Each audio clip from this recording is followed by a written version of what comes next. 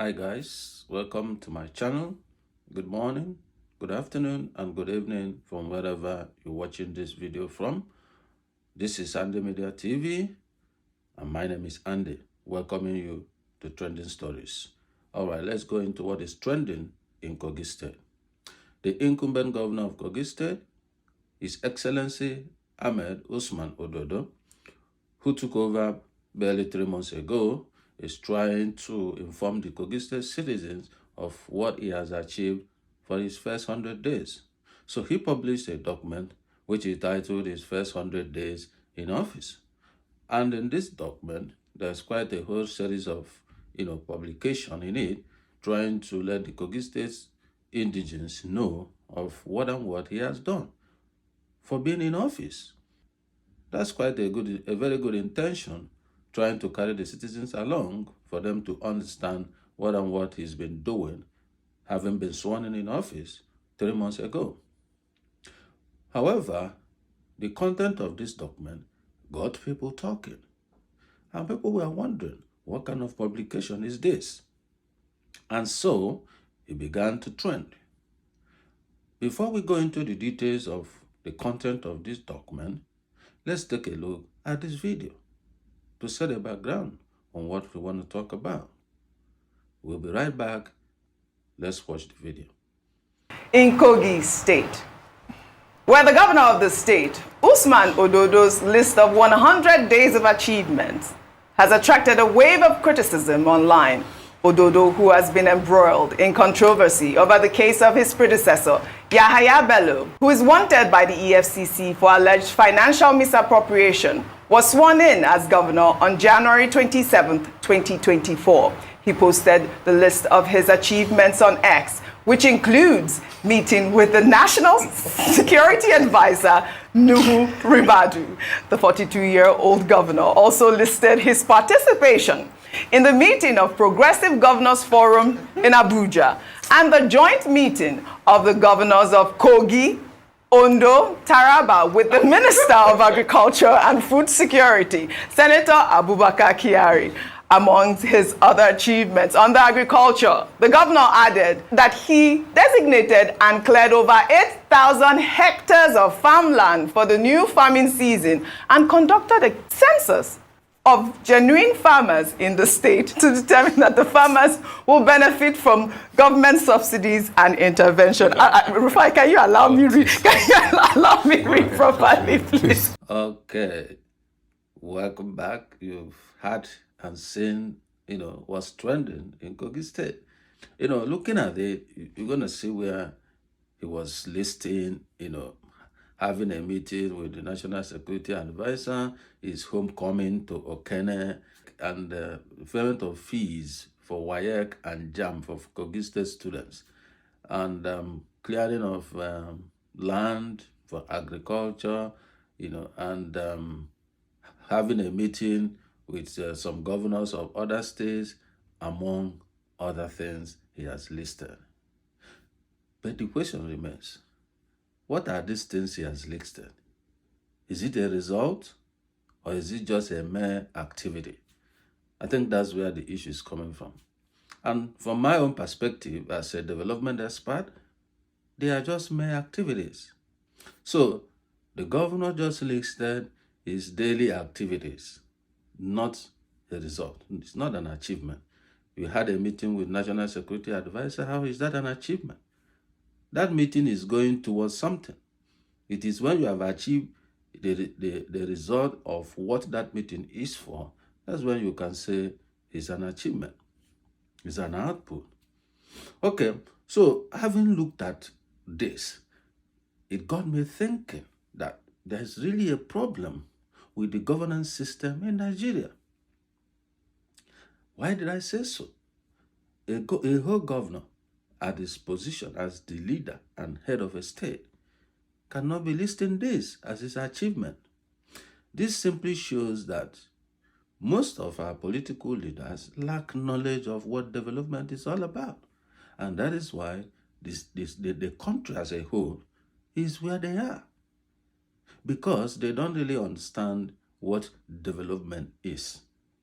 So for me, I think that there's a need to establish governance institute or development institute where our political and elected leaders should be able to go.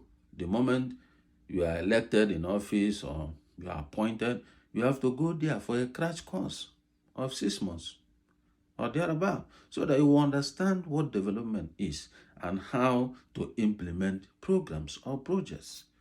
Okay? So, lacking this knowledge is the reason why nothing works. They just focus on funds, release the money. Once you release the money, what next? They don't know how to even develop the programs or the projects.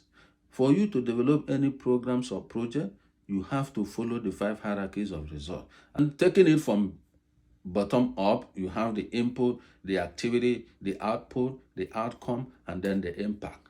But when you are planning, you plan from top, from impact down to outcome, down to output, down to activity, and then down to input. All right? So it is when you have set up all these result areas, that's when you begin to look at the budgeting. You now begin to budget based on the activities you have listed. So, but these are not done. That is why budget is there, trillions of naira, and nothing comes out of it at the end of the day, because they don't follow these rules. Do you know why in developed countries things work? Because you can't have any funding without you showing these results, these key result areas, and what you're supposed to do.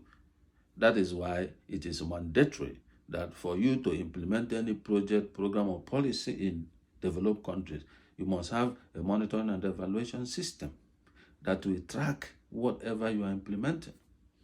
But in Nigeria, it wasn't so. It was in 2011 that they established a department in the Ministry of Budget and National Planning there in Abuja.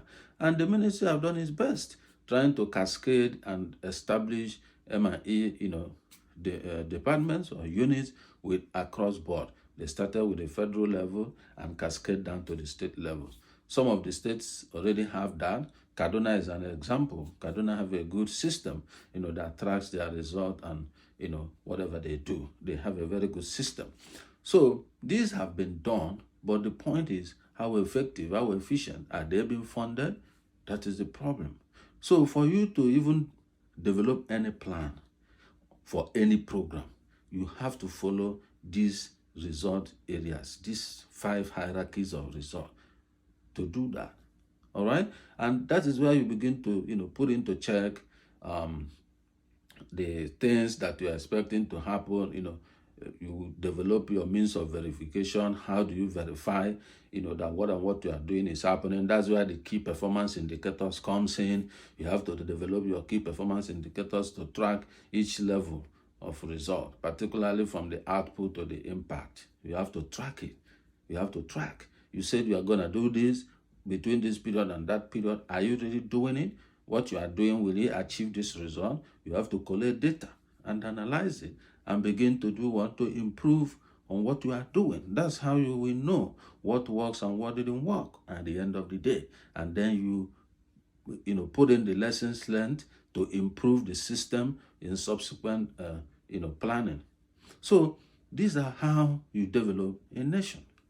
But looking at what is happening in Kogi State, it's obvious that the governor doesn't understand all this. And nobody trained him to understand that. He just won an election and he's just a governor just trying to control monies, the monies that won't go into proper use. So we really need to understand that for you to develop your state or the country as a whole, you need to have a holistic plan, integrating all these sectors. Because there are sectors that don't work in isolation. They work together. There's a nexus between all of them. So when you understand development and how to go about it, that's when you get into position of authority, you can be able to do and achieve results. I've heard Mr. Peter Obi, the former governor of Anambra State, said a whole lot of things. When he came in, he came in about eight years late when the MDGs has already been implemented. He came in, and even the remaining years he was able to achieve quite a whole lot. by following the MDG, plan. He understands it. That's why when you check his resume, you see he went to Kellogg, he went to Cambridge, he went to Harvard, and so on. That's where he learned. And he was able to implement and won awards from the MDGs, from the UNDPs, and the rest of them. So, and the evidence are there. It's not stories, they are there. So why can't other state governors, why can't, if the presidency, the ministers, the commissioners, and what have you, go through this process to understand what development is all about, so that they can be able to implement policies, programs, and projects effectively to develop their respective states? This is quite critical. The governance is not because you have a godfather, they put you there and that's it. That's not what it is. If you get the power, what next? That is the question. What next? What are you going to do with it? When you don't know what to do with power and with the resources of the state, that's when looting comes in. But when you have a clear mindset and clear agenda of what you want to do, the moment you get in there, get the resources of the state, you hit the road running. And that's why within 100 days, there can be a tangible result, just like what is happening in Abia State. The governor, well informed, got in there at a twinkling of an eye, is moving Abia State from point 0 to point 1 to point 2 and is going forward. That's what it is. It's not rocket science. It's having the requisite knowledge and understanding and building a team that have the capacity, the capability, the competence to deliver on this stuff. You can't be a governor who doesn't understand development and the whole team you have, the commissioners and whatever you have around you, are mere politicians. You need technocrats who are in these fields, who understands what it is. So, I don't know what your take on this is, but for me, the governor of Kogi State, Alhaji Ahmed Usman Ododo, what you have published is a mere activity. It's not an achievement. There's no achievement there.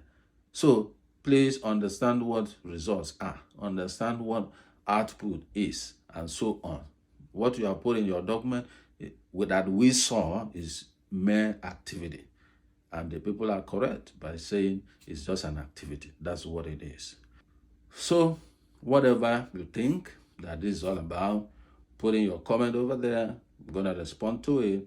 But don't forget to like, to share, and to subscribe to my channel. And then put on your notification so that as the next video comes out, you will be well notified. I'll see you in my next video. Nice to have you today. Have a wonderful day. Thank you.